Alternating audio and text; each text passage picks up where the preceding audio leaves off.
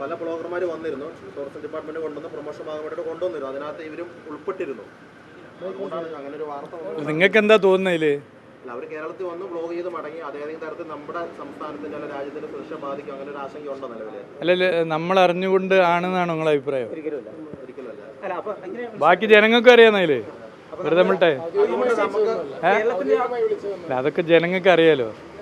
ചാരപ്രവർത്തിക്ക് വേണ്ടിയിട്ട് ഓരോവിടെ വിളിച്ച് അതിൻ്റെ എല്ലാ സൗകര്യം ചെയ്തു കൊടുക്കുന്ന സർക്കാരോ മന്ത്രിമാരാണോ കേരളത്തിൽ? പിന്നെ എന്താ നിങ്ങൾ ഉദ്ദേശിക്കുന്നത്?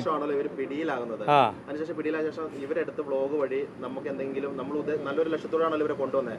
ആ ഉദ്ദേശ ലക്ഷ്യത്തെ ദോഷകരമായി ബാധിച്ചിട്ടുണ്ടോ ഇവർ വന്നത്?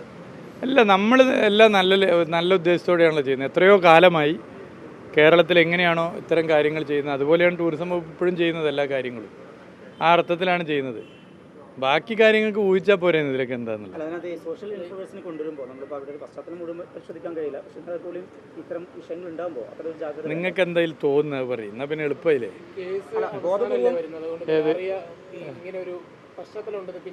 അല്ല, നമ്മളിങ്ങനെ ഒരു ബോധപൂർവം കൊണ്ടുവരുമോ നിങ്ങൾക്ക് തോന്നുന്നുണ്ടോ? അത് സിമ്പിളല്ലേ?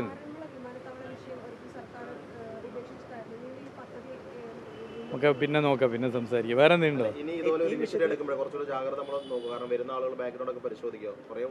അല്ല, ഇതുവരെ എങ്ങനെയാണോ ഇത് തുടർന്നത് അങ്ങനെയാണല്ലോ വന്നിട്ടുള്ളത്. എത്രയോ കാലമായിട്ട് ചെയ്യുന്ന കാര്യമാണല്ലോ ചെയ്തിട്ടുള്ളത്. അതല്ലേ ഇതിൽ വന്നിട്ടുള്ളൂ.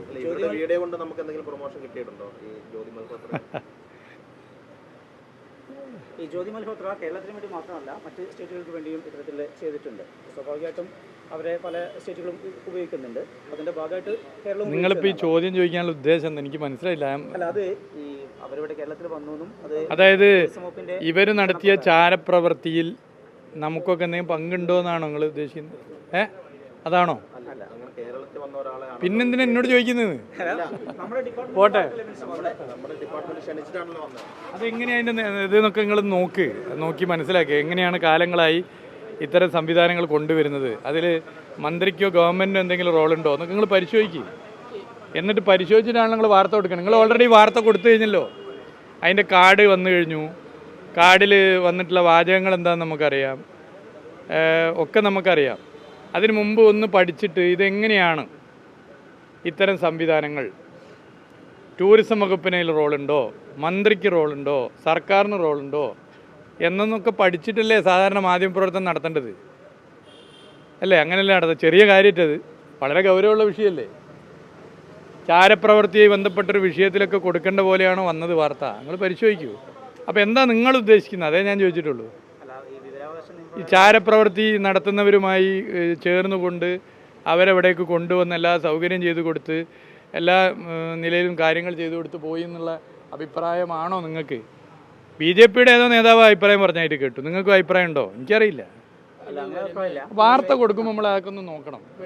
ഇതാ കിട്ടിപ്പോയി ആരോടെങ്കിലും എന്തെങ്കിലും വിരോധം ഉണ്ടെങ്കിൽ രണ്ട് പൊട്ടിക്കുക എന്നുള്ള എന്ത് ഉപയോഗിക്കാൻ നിങ്ങൾ തീരുമാനിച്ചപ്പോൾ നമ്മൾ എന്ത് പറയാനാണ്? അത് ഇതിൽ നിങ്ങൾ ഏതായാലും നിങ്ങൾ കാർഡൊക്കെ ഇട്ട് വാർത്ത കൊടുത്തു കഴിഞ്ഞു. ആ കാർഡിട്ട് പല ആളുകളും വിളിച്ചൊക്കെ പറഞ്ഞ് നിങ്ങൾക്ക് ഇഷ്ടമുള്ള പോലെ അങ്ങോട്ട് കളർഫുള്ളായിട്ട് വാർത്ത കൊടുത്തു, ഒരു കുഴപ്പമില്ല. അല്ല, ഞാൻ പറയാം, ഈ ചാരപ്രവർത്തിക്ക് വേണ്ടിയിട്ടുള്ള സൗകര്യം ഒരുക്കാൻ ഇടപെട്ടു എന്നോ എങ്ങനെയാ നിങ്ങൾ വാർത്ത കൊടുത്തു? ജനം ഇതൊക്കെ കാണുന്നുണ്ട്. ഓക്കെ, അങ്ങനെ വാർത്ത കൊടുത്തില്ല. നിങ്ങൾ ഫസ്റ്റ് നിങ്ങളെ ന്യൂസ് എടുത്തോ, നിങ്ങളെ കാർഡിൽ എന്താ ഉള്ളത്? കാർഡ് എടുത്തോ. എങ്ങനെയാണ് ഇവർ വരുന്നതിൻ്റെ ക്രമം എങ്ങനെയാണ്, എന്താണ് ഏതാണ് എന്നൊക്കെ അന്വേഷിച്ചിട്ടല്ലേ ഇത്തരം വിഷയങ്ങൾ വാർത്ത കൊടുക്കേണ്ടത്. എന്തെങ്കിലും ഒരു മര്യാദ ഒരു ഓൺലൈൻ വാർത്ത കൊടുത്തവർ ചെയ്തിട്ടുണ്ടോ? എന്തെങ്കിലും ഒരു മര്യാദ എടുത്തിട്ടുണ്ടോ? എടുത്തിട്ടില്ലല്ലോ. ഇത് ചില്ലറ കളിയറ്റത്, ചാരപ്രവൃത്തിയാ വിഷയം, തമാശ കളിയാ. അവിടെ നിങ്ങൾ പറ്റുന്നവരെയൊക്കെ നിങ്ങൾ ചിലരോട് പറയും അടിച്ചാലൊന്നും വേദനിക്കില്ല, കാരണം ജനം നമ്മളെ കൂടെ ഉണ്ട്. അത് നല്ല ധാരണ നമുക്കുണ്ട്. നിങ്ങൾ അനുവദിച്ചാൽ എനിക്കൊന്ന് ഉള്ളിൽ കയറി ഡോറടക്കും. അല്ലെങ്കിൽ എന്താ അറിയോ, ചോദ്യത്തിൽ നിന്ന് ഒളിച്ചോടിയിട്ട് കാറിലേക്ക് ചാടിക്കയറി എനിക്കാണ് പരിപാടിയുണ്ട്. നിങ്ങൾ അനുവദിക്കുകയാണെങ്കിൽ ഞാൻ പോവാം. നിങ്ങൾ വാർത്ത കൊടുക്കേണ്ടത് ഇത്തരം അസംബന്ധ വാർത്ത തുടങ്ങി വെച്ചത് ആരാണ്, അതാണ് വരേണ്ടത്. ഇതുമായിട്ട് ബന്ധപ്പെട്ട് വാർത്ത വരേണ്ടത്. ഞാൻ BJPയുടെ മുൻ സംസ്ഥാന പ്രസിഡന്റിൻ്റെ ഒരു ബൈറ്റ് ഞാൻ ഇപ്പോൾ കണ്ടു. അദ്ദേഹത്തിന് ഒരു രാഷ്ട്രീയ അജണ്ട ഉണ്ടാവും അതിനനുസരിച്ച് നിങ്ങളൊക്കെ നിന്ന് കഴിഞ്ഞാൽ പിന്നെ എന്ത് പറയാനാ? ഇങ്ങനെ ഒരു പശ്ചാത്തലം ഉണ്ടെന്ന് നേരത്തെ അറിയില്ലല്ലോ. നിങ്ങൾക്ക് എന്താ തോന്നുന്നത് അതുപോലെ ചെയ്തോ, നോ പ്രോബ്ലം, ഒരു പ്രശ്നവുമില്ല. നിങ്ങൾക്ക് തോന്നുകയാണ് ഇതൊക്കെ വളരെ ബോധപൂർവം പ്ലാൻഡായി ആലോചിച്ച് ചാരപ്രവർത്തിക്ക് വേണ്ട സൗകര്യം ചെയ്തു കൊടുക്കാൻ എല്ലാവരും കൊണ്ടുവന്ന് അതിൻ്റെ ഭാഗമായിട്ട് ഉപയോഗിച്ചു എന്ന വാർത്ത കൊടുക്കാനൊന്നും കൊടുത്തോന്ന്. ഞാൻ എന്നാലും നിങ്ങളോട് ചിരിച്ചിട്ടേ പെരുമാറുള്ളൂ. അത് നല്ല ചോദ്യമാണ്, ഒന്നും കൂടി ചോദിക്കും. ഇത്തരം പ്രചരണം നടത്തുന്നവരോട് പറയാനുള്ളത് ഒരു തരത്തിലുള്ള ഭയം ഇത്തരം പ്രചരണത്തിലില്ല. ഇത്തരം പ്രചരണത്തോട് പുല്ല് വിലയാണ്.